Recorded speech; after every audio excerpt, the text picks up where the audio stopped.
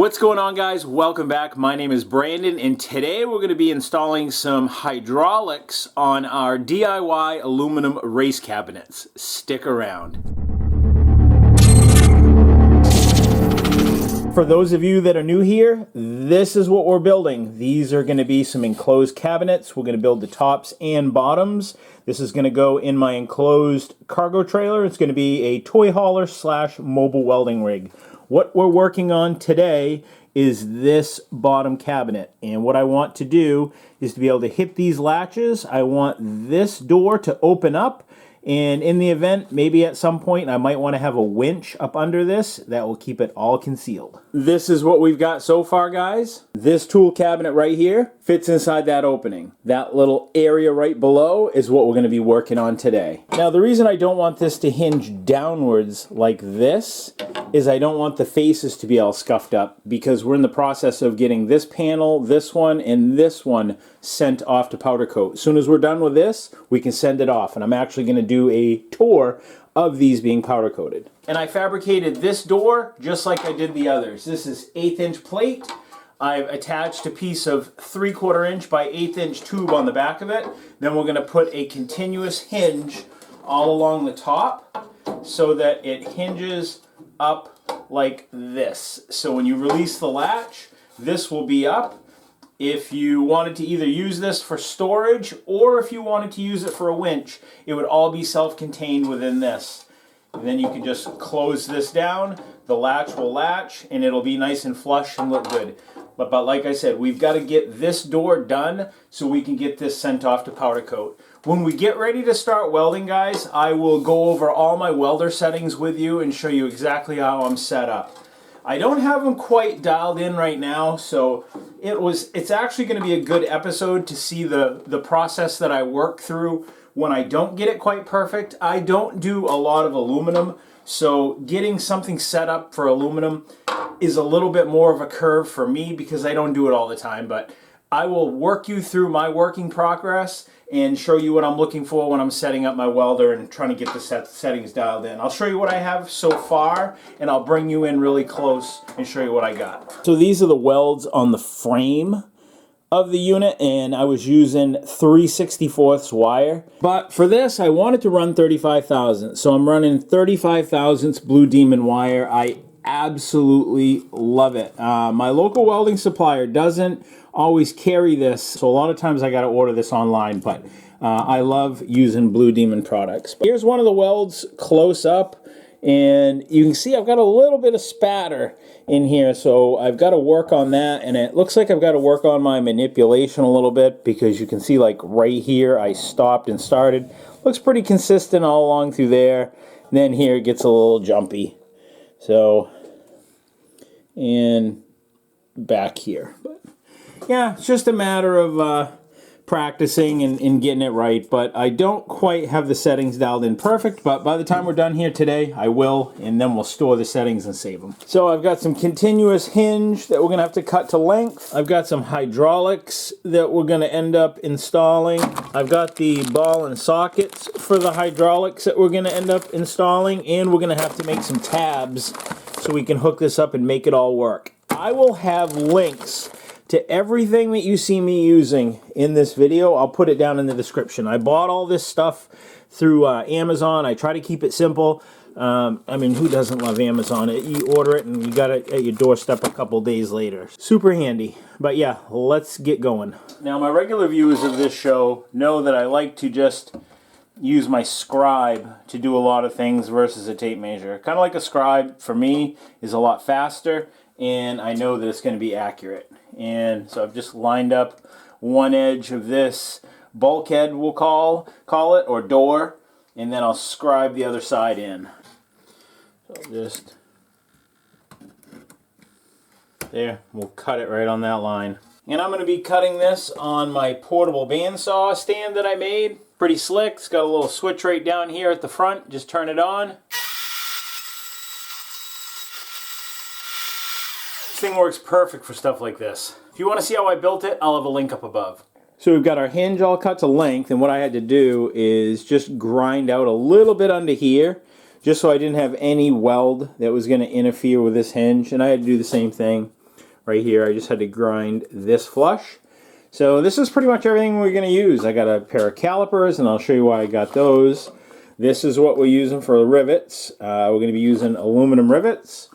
Got a couple clamps, a drill bit, and we're going to be ready to go. And we're going to install these in the same manner that we installed our doors. Now, when we did the doors, this hinge, okay, is attached to the frame permanently all the way up.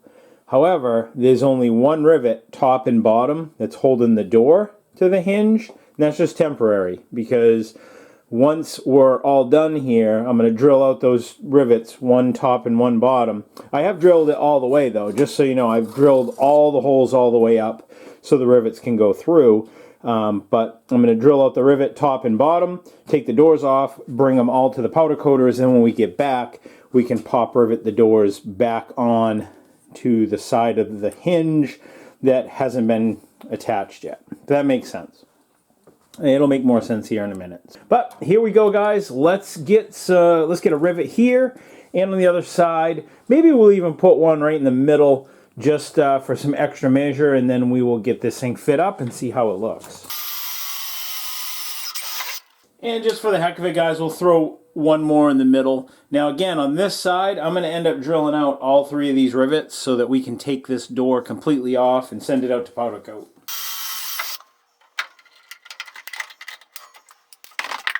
Alright, so this like temporarily riveted on. Now we just got to put the stops inside this frame right here that are going to prevent this from dropping down any further than it needs to be. And it's going to need to be right about there. So we have to cut some 3/4 inch stock to go in here and in here. So as usual, I will put my material up to where I got to have it cut.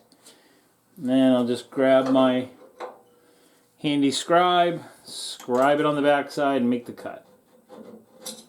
And while I'm right there, I'll put an R on it because we might as well flip it over and do the other side while we're right here. There we go.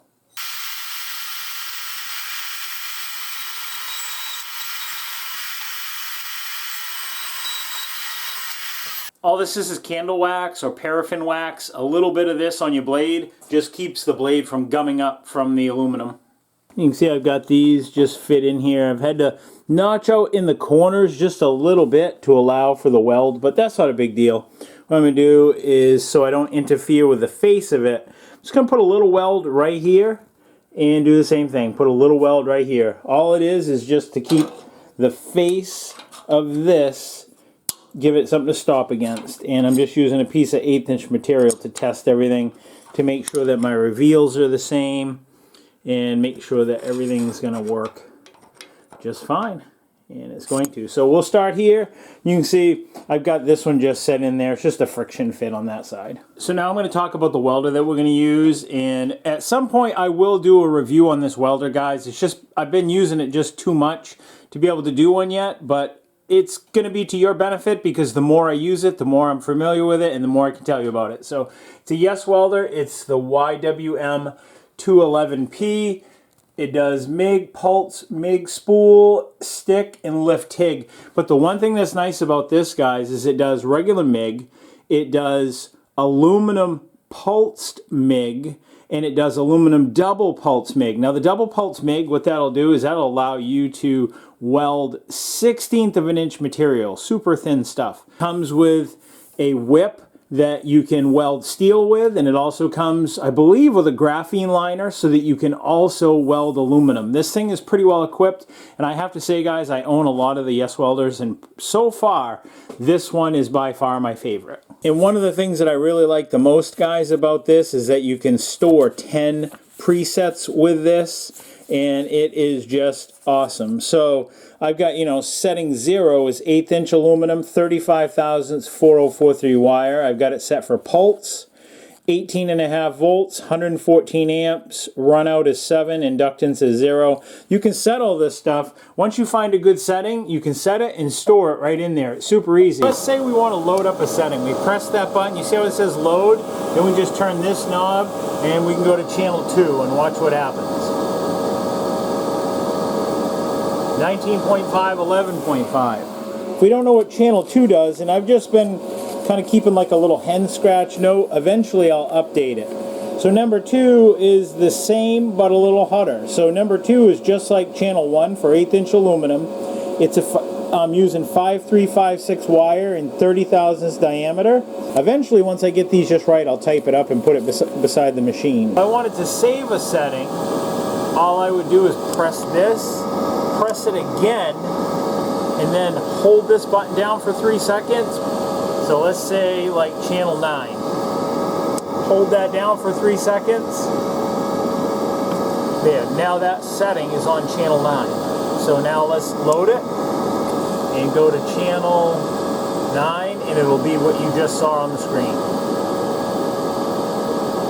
Boom, there it is.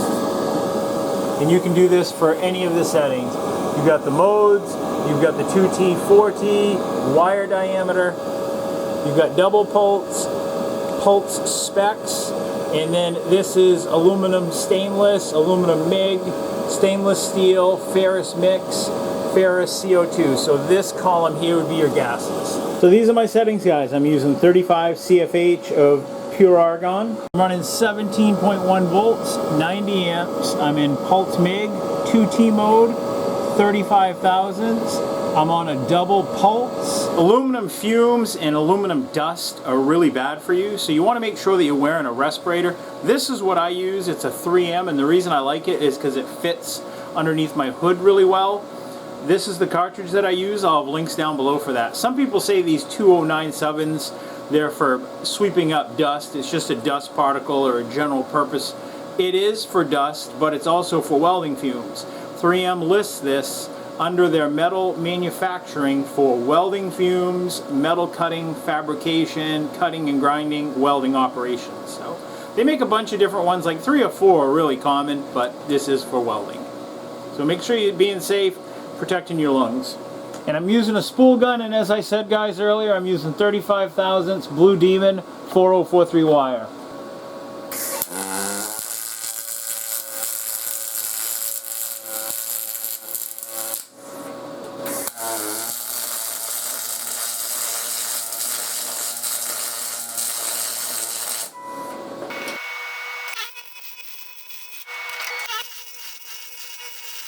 Now, I'm not going to put stiffeners on this door. It's just not going to be necessary like we did on these ones. If you look at these, you can see I put some stiffeners all the way around on the inside, just because these are bigger doors and I didn't want them to warp. And I was real careful when I welded them. Make sure you watch that video. You'll see just how I did it. But for here, we don't really need stiffeners. It's just a little small panel. We'll put a couple latches in it, and then this will just open up. But what we got to do right now is we've got to get this hinge attached to this frame so we can continue on with this project. I've centered this in this opening, and now I'm just going to open it up, and I've got it clamped right here. Now we'll just put a couple rivets in it and hope for the best, and hopefully this is going to work and where it needs to be. We'll find out real quick if it's not.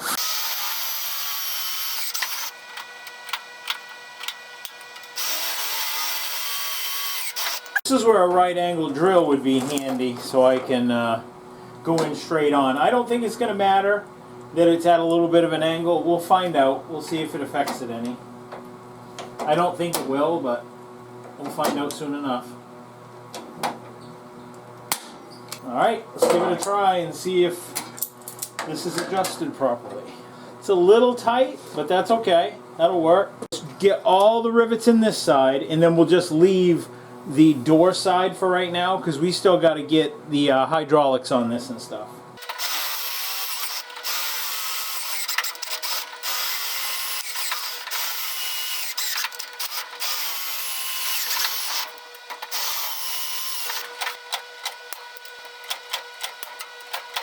Alright, now we'll just drill this out, but we won't put all the rivets in it because, like I said, I got to drill out this, and this to get this door out to powder coat. But we need to have all the holes in it, so once we get it back from powder coat, we just put rivets in it and go.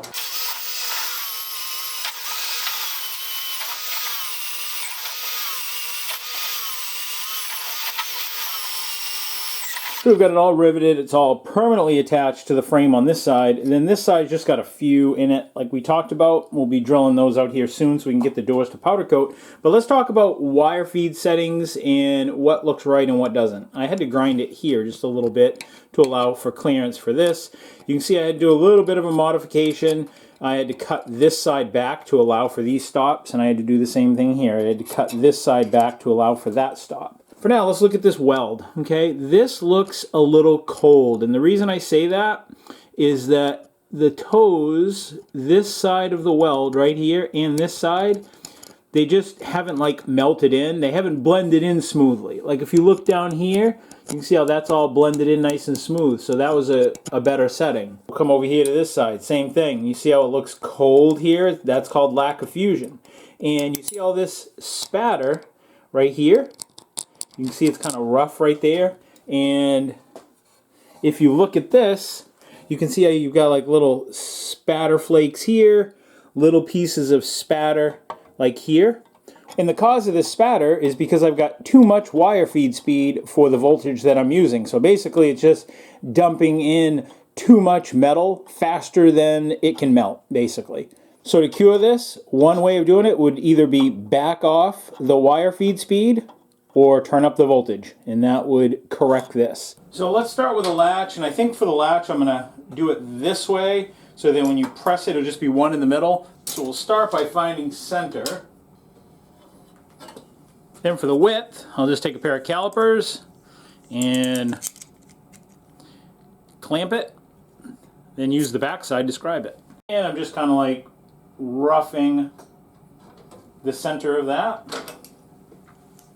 And we'll do the same thing in the other direction. Put that over like that, and that'll be how long it is.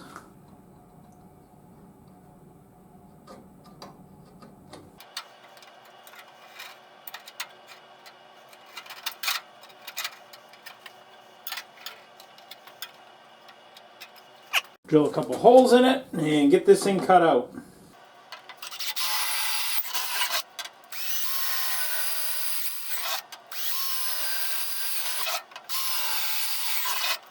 Throw down some painter's tape to help protect it so we don't scratch it when we're cutting it out with a jigsaw.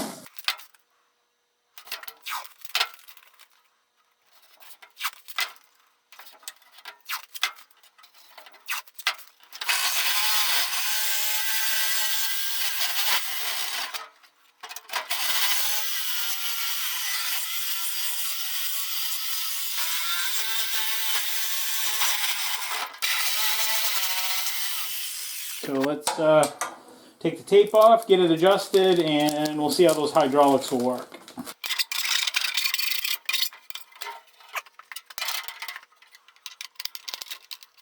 I'll end up putting Loctite on these once we get them back from powder coat, just so nothing vibrates loose. There, that looks good. So we've run into a little bit of trouble, guys, and I've been trying to figure out how to work around it. And that's all part of fabrication, though. When you're building stuff, things don't always kind of work out the way you hoped, expected, or how you thought they would. Well, let me show you what the issue is. I'm probably going to have to retitle the video because of it. Now, these are the pistons that we're using. It's a 10-inch long piston, and it's the lightest load that I could find. So it takes 9 pounds of pressure, maybe 9 or 7. I couldn't find anything less than this for as far as like pressure to close it. So when I push this like this and hold this like it will be placed if it was going to be installed, it like hurts my shoulder to push on this. It takes way too much pressure to close this. It's just too much pressure for this little lightweight door. You won't have a problem, however, putting a hydraulic. Probably it'll only take one ram on one of these upper cabinets, but you know, look at the size of these cabinets compared to this little dinky one down here. So the way around this, and I'm going to keep it super simple, is I'm going to, once the cabinets are all done, I'm going to take a small earth magnet, probably something like one of these. There's actually 4 of them inside this.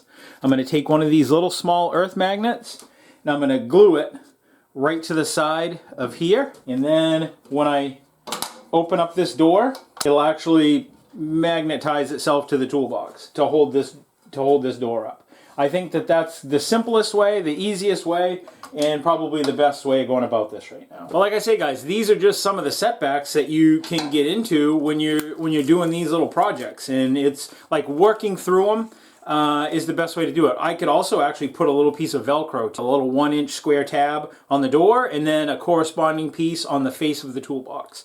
The idea is to have it convenient and simple and not cause problems and headaches. And if you're like tweaking this door every time you go to close it and using excessive force, it's kind of defeating the purpose of the convenience of what you're trying to do if you've got to use more force than is necessary to close the door. So yeah, I think that that's going to be a simple solution. So the next thing that we have to do, guys, is I'm going to take these doors off and I'm going to get these over to powder coat. And I don't know how soon it'll be before they're done. I'm going to try to get you over there so that we can do an episode and I can show you exactly how they do these. And that's all there is to it, guys. I want to thank you guys for watching. Thank you guys for tuning in. There's new videos every Friday, so be sure to like, comment, and subscribe. And if you're wondering about any of the things that you see me using in this video, I'll have links down below. Until next Friday, guys, I will see you then. Take care, stay safe, God bless. See ya.